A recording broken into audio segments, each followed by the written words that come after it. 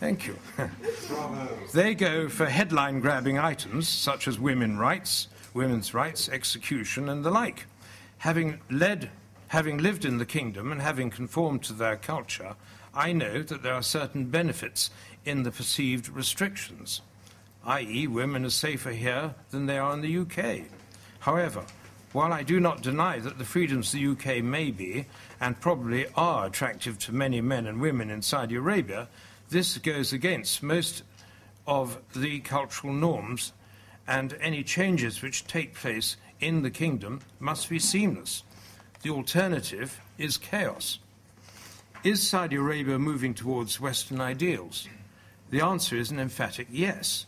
There are now more Saudi business women reaching important posts in management than ever before, and education and training is paramount. But all this must be seen in the context of Saudi Arabia's cultural position as a custodian of the two holy places. Imagine the result if absolute freedom of human rights and civil liberties were allowed in the kingdom. Alcohol was freely available, women were allowed to dress provocatively, and scant attention was paid to the country's culture. The result would be total mayhem. At the very best, you would get an Islamic revolution along the lines of Iran, and at the worst, Saudi Arabia would be turned back to the Dark Ages along the lines of the Taliban. Regarding the Saudis' fight against terrorism, I'm not sure why this has been included.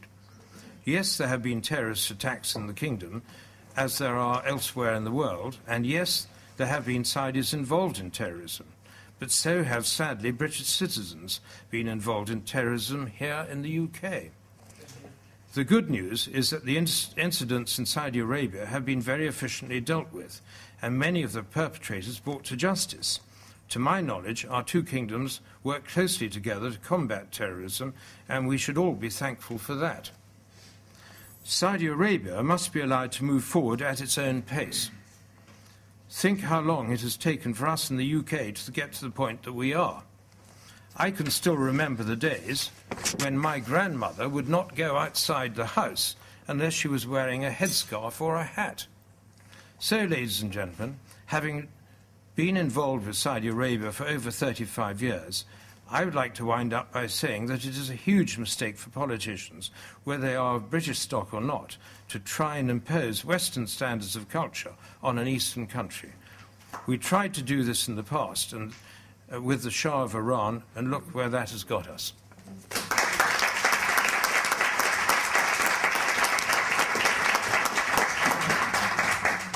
Michael, thank you very much, and I'm not one of those left-wing MPs, but I'm a Labour peer, and I could ask you lots of questions, but right. we'll leave that for later on, because I know that Daniel Kauzanski, MP, who is a Conservative Member of Parliament, but also Chairman of the All-Party Parliamentary Group on Saudi Arabia and Libya, wanted to say something. I know that he was eager to say during both of the other the speeches. Now he has got the opportunity for the next 10 minutes. The floor is his. Thank you very much. Thank you very much, Lord Ahmed. I'd like to say that I greatly enjoyed Michael's speech. I think I found a kindred spirit there. Finally, we have somebody who's talking sense about Saudi Arabia, because I've been so frustrated over the 4.5 years being a Member of Parliament about the extraordinary ignorance about Saudi Arabia amongst my fellow parliamentarians and throughout the United Kingdom as a whole. And it's very good to listen to somebody like Michael, who has had experience of Saudi Arabia, putting the other side of the coin. There are, of course, countries around the world where there are bad human rights abuses, but Saudi Arabia is not one of them.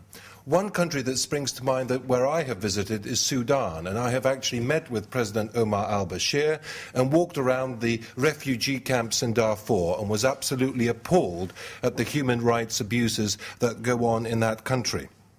But Saudi Arabia is a very different matter, and I too am very worried that we are spending time, with all due respect, that we are spending time deliberating Saudi Arabia when there are so many other countries with real human rights abuses that this chamber and conferences like this should be addressing. Countries like Sudan, Burma and China, amongst others. And before we preach at the Saudi Arabians, let us for a moment think about the human rights abuses in Europe for one moment, before we start to lecture others around the world. Just this week, we have had a most extraordinary situation in Switzerland where the Swiss people have voted to ban minarets. Now, I find that absolutely outrageous. What sort of abuse of human rights is that? Think about all the abuses that happened in Bosnia against ethnic Muslims in that country. We are by no means perfect here in Europe. And I think before we start criticizing Saudi Arabia and other countries, we should really start to get our own act in order. The liberal elite media of this country like to portray Saudi Arabia as extremely conservative and hard-line. But of course that argument is far too simplistic. I remember the days of communism, and my own family came from Poland, which was a communist country. Of course there were communists, and some of those communists were hardliners, but there were also many reformers, people who understood that Poland had to change, that society had to change. And what did people like Margaret Thatcher and Ronald Reagan do? They didn't just ignore these people and these countries. They realized that the only way to get change in communism was to engage with the reformers in those communist regimes. And so ultimately, somebody like President Gorbachev sprang up and managed to get rid of communism. So, of course, as in Saudi Arabia, like in any country, there are conservative people who want the status quo, and there are people who want to reform the society, and particularly amongst the young. And these are the people that, as parliamentarians, we have to engage in. Now, as chairman of the all-party group for Saudi Arabia, I take members of parliament to the kingdom, and I'm always bowled over by the warmth of the people in the streets of Riyadh, the genuine, the sort of atmosphere that there is in Riyadh, the friendliness of the people, how they approach you, how open the society is. I'm giving you my own perspective as a British MP of how I find the situation on the streets of Riyadh. The interaction with the Shura Council, the great respect that I have for many members of the Shura Council who come from a wide range of Saudi society. And I'll tell you one thing, I haven't taken a single member of parliament out to Saudi Arabia yet who hasn't come back amazed, with their eyes opened, and who has said to me, actually, you know, we didn't realize it was like this. We've just believed the liberal elite newspapers. What an incredible country. And last time I took, just very recently, Ming Campbell, the former leader of the Liberal Democrats, whose party has been critical of Saudi Arabia in the past. And he came away from that trip praising Saudi Arabia and was amazed. And he said that he couldn't recognize Saudi Arabia from the Saudi Arabia that he visited in 1983, 1984. Such is the change, a quick pace of change in the kingdom. I've had the great honour of meeting with King Abdullah, and I know that he is a great friend to the United Kingdom. And as custodian of the two holy mosques, he obviously has a special, unique responsibility.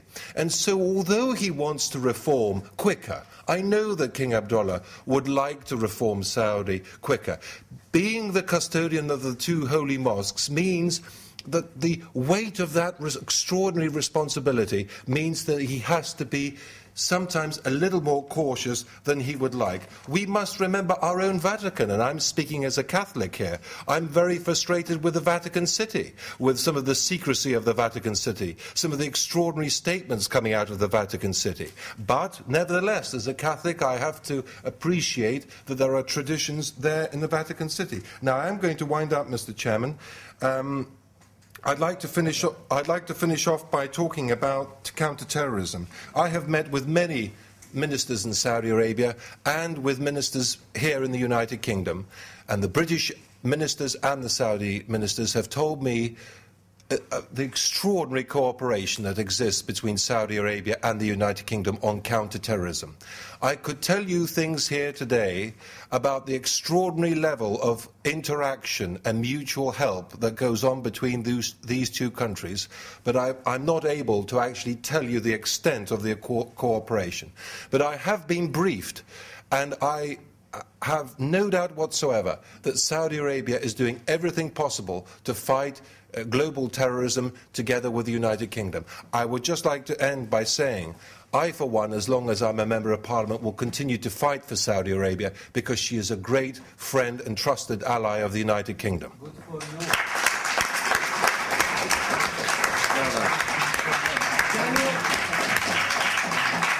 Daniel, thank you very much.